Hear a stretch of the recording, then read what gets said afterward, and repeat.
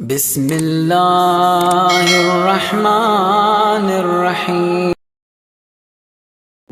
لیکن یہ صرف کیا میری صرف زبان پر رہے ہیں، یہ صرف میری باتوں میں رہے ہیں، 1 گھنٹے کی مجلس سنوں گا اس کے بعد چلا جاؤں، عزیزانے وہ تو میری زندگی میں کہاں ہے، میرے گھر میں کہاں ہے، میرے روز کے اٹھنے بیٹھنے میں؟ جب تک میں کنیکٹ نہیں کر پاؤں گا اپنے آپ کو ان ہستیوں کے ساتھ، تب تک میرے وجود میں تبدیلی آنے والی نہیں ہے۔ آئیں دیکھیں قرب الہی کا مظہر مولا کائنات کے گھر میں۔ لوگ آئے اصحاب، یا رسول اللہ مدینہ کو ایک عجیب نور نے گھیرا ہوا ہے، کس چیز کا نور ہے؟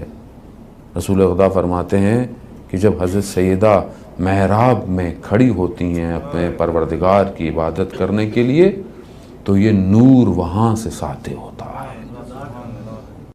یعنی ایسا نور، یہ قرب الہی تھا۔ یہ عزیزانے ہوتا ہے، صرف نسبت سے کمال پہ لوگ نہیں پہنچتے کہ صرف نسبت دے دیں، نہیں، واقعاً اپنے کردار کو اس مقام پر لے کے گئی حضرت سیدہ کہ پروردگار خود ملائکہ پر افتخار کر رہا ہے کہ دیکھو زمین میں میری کنیز میری عبادت میں کھڑی ہوئی ہے، اور میں جب عبادت کرتا ہوں اللہ اکبر کی تو سارے کام دنیا کے یاد آنا شروع ہو گئے، اور کب کون سی رکعت ختم ہو گئی پتہ ہی نہیں چلا۔ میں خدا نخواستہ میں اپنے آپ کو کہہ رہا ہوں، اور پھر میں اس سوچ سے دیکھتا ہوں یار یہ تو دوسری رکعت میں یہ سوچ رہا تھا تو وہ دوسری رکعت ہوگی، وہ تیسری ہوگی، ایسی ہی ہے۔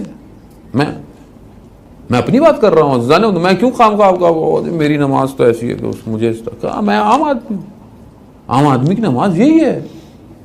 لیکن بزرگان کیا فرماتے ہیں جب ہم سے سوال کرتے ہیں کہ کیا کریں اپنی نماز کے بارے میں، ہم کیا کریں؟ ہم ذہن پرندے کی مانند ہے، اللہ اکبر جیسے ہی کرتے ہیں یہ پرواز شروع کر دیتا ہے، اور یہ کہاں سے کہاں جاتا ہے، چلتا جاتا ہے۔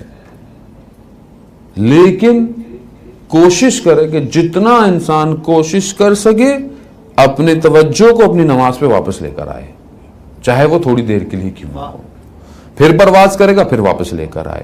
یہ پریکٹس ہے اس ذہن کے پرندے کو مہار کرنے کی کہ اس کو لے کر آئے واپس، جتنا جائے پھر واپس لے کر آئے۔ نماز باطل نہیں ہے۔ جب لوگوں سوال پوچھے کہ کیا کریں، کہا نہیں نماز پڑھو۔ اب یہ کوئی بولے کہ جی میں تو نماز میں دھیان نہیں رہتا، میں نماز نہیں پڑھ رہا، خوب نہیں، نماز واجب ہے، نماز پڑھنی ہی پڑھنی ہے، آپ نے قبول اس نے کرنی ہے جس کی ہے، لیکن ہم نے اپنا وظیفہ انجام دینا ہے۔ اگر ہم چاہتے ہیں کہ ہماری نماز تھوڑی سی بہتر ہو تو ہم ایک نماز سے دوسری نماز کے درمیان میں یہ چیک کریں کہ ہم کرتے کیا ہیں، کیا ہم اپنی نماز کی حفاظت کرتے ہیں جو ہم نے پڑھی ہے۔ ایک نماز میں نے پڑھی، اب مثلا مغرب عشاء آپ نے پڑھ لی ہے، اب فجر انشاءاللہ ہم پڑھیں گے، تو فجر تک کیا درمیان میں ہم کوئی ایسا کام تو نہیں کر رہے جو میری نماز کو خراب کر رہا ہے؟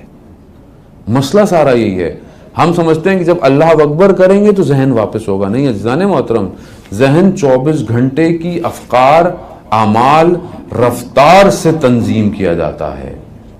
آپ پورے 24 گھنٹے میں کیا سوچتے ہیں، آپ کیا دیکھ رہے ہیں؟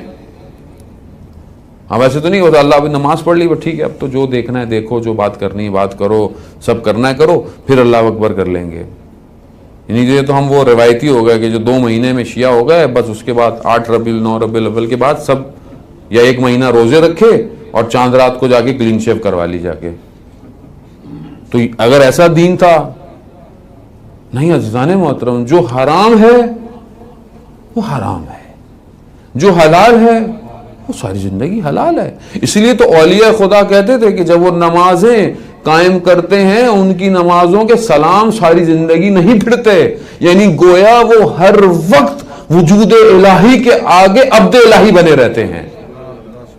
یہی وجہ ہے کہ ان کے ہر کام میں عبودیت نظر آتی ہے، چاہے وہ اپنی کام پر ہوں، چاہے وہ گلی کوچے میں ہوں۔ آیت اللہ قاضی زبادہ بھائی کہ آپ کی صلوات ان کے درجات میں اضافہ فرمائے، اللہم صلی علی محمد وآل محمد وعجل فرج۔ عزیزان محترم، ایک ہی دسترخوان پر بیٹھے ہیں، ان کی والدہ کہتی ہیں کہ تمہاری زوجہ کی جو بہن ہے اس کے لیے رشتہ ہے، کیا ہے تم؟